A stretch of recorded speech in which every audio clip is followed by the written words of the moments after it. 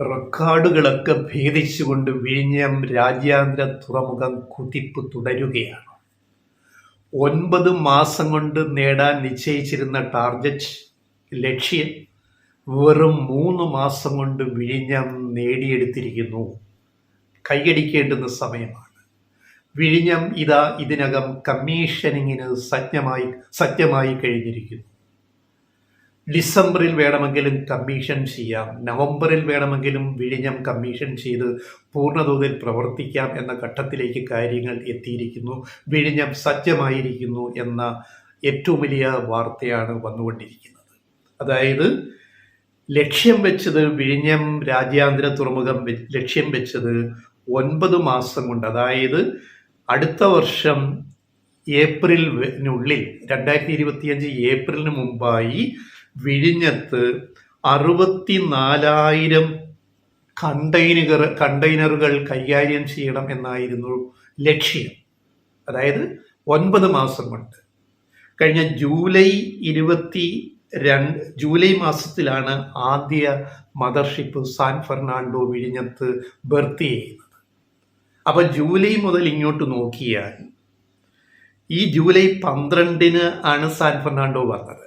അത് മുതൽ ഇതുവരെ നോക്കിയാൽ 9 മാസം കൊണ്ട് 2025 ഏപ്രിലിനകം നേടേണ്ട ലക്ഷ്യം ഇപ്പോൾ കണ്ടെയ്നർ കൈകാര്യം ചെയ്യുന്നതിൽ വിഴിഞ്ഞം നേടിക്കഴിഞ്ഞിരിക്കുന്നു. അതായത് ലക്ഷ്യം ഏപ്രിലിനുള്ളിൽ 64,000 കണ്ടെയ്നറുകൾ കൈകാര്യം ചെയ്യുക എന്നായിരുന്നു.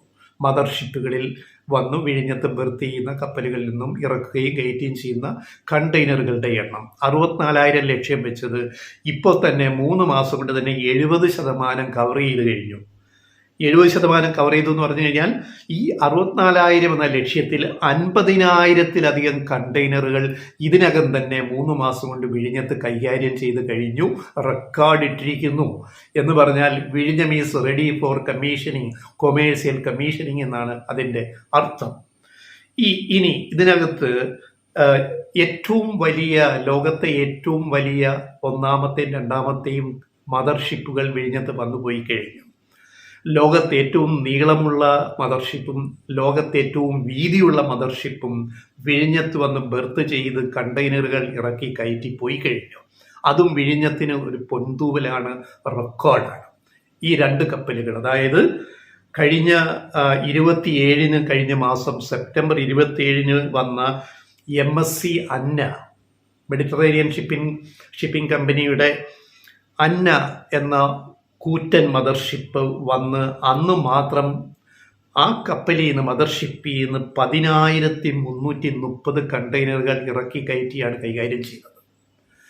ഇന്ത്യയിൽ ഒരു തുറമുഖത്ത് ഒരു കപ്പലിൽ നിന്നും കയറ്റിറക്കി കൈകാര്യം ചെയ്യുന്ന ഏറ്റവും വലിയ നമ്പറാണിത്. ഇന്ത്യയിൽ ഒരു തുറമുഖത്തിൽ ഇന്ന് വരെ ഒരു കപ്പലിൽ നിന്ന് 10,330 കണ്ടെയ്നറുകൾ കൈകാര്യം ചെയ്തിട്ടില്ല. അവിടെയും വിഴിഞ്ഞം 3ാമത്തെ റെക്കോർഡ് ഇട്ടിരിക്കുന്നു, വിഴിഞ്ഞത്തിന് മാത്രം അവകാശപ്പെട്ടത്. അതേപോലെ ഏറ്റവും വീതി കൂടിയ ഷിപ്പ് അതിനു മുമ്പേ വിഴിഞ്ഞത്ത് വന്ന് ബർത്ത് ചെയ്ത് ചരക്കിറക്കി കയറ്റിപ്പോയി കണ്ടെയ്നറുകൾ. അതായത് MSCയുടെ തന്നെ ക്ലോത്ത് ജിറാദ്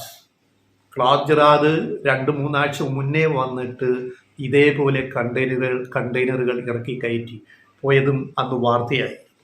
അപ്പോൾ ഇനിയിപ്പോൾ കേരള സർക്കാർ അദാനി ഗ്രൂപ്പിന് കൊടുക്കാനുള്ളത് ആദ്യഘട്ടത്തിലെ ബാക്കി തുക 1,200 കോടി രൂപയാണ്. ഇത് ഘട്ടം ഘട്ടമായിട്ട് കൊടുത്തു തീർക്കാനാണ് കേരള സർക്കാർ ഉദ്ദേശിക്കുന്നത്. എന്ന് പറഞ്ഞാൽ വിഴിഞ്ഞത്തിൻ്റെ പ്രവർത്തനം തടസ്സപ്പെടാതിരിക്കാനുള്ള കാര്യങ്ങളെല്ലാം കേരള സർക്കാർ ഉറപ്പുവരുത്തിയിട്ടുണ്ട്.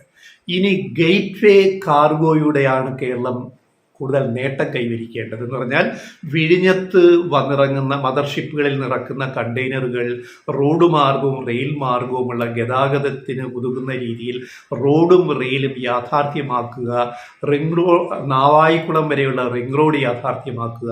അതുകൂടി 1-2 കൊല്ലത്തിനകം തീർന്നു കഴിഞ്ഞാൽ വിഴിഞ്ഞം കാർഗോ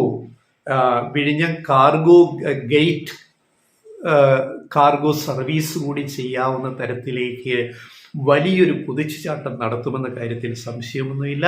പിണറായി സർക്കാർ അതിന് കമ്മിറ്റഡ് ആണ്.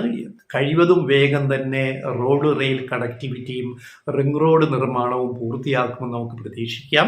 അതിനകം തന്നെ റെക്കോർഡുകൾ ഭേദിച്ച് കണ്ടെയ്നറുകൾ, മദർഷിപ്പുകളും കണ്ടെയ്നറുകളും എണ്ണത്തിൽ കൂടുതൽ വിഴിഞ്ഞത്തേക്ക് വരുന്ന ഒരു സാഹചര്യം ഒരുങ്ങിക്കഴിഞ്ഞിരിക്കുകയാണ്. അതാണ് വിഴിഞ്ഞത്തിൻ്റെ വിജയഗാഥ എന്ന് പറയുന്നത്.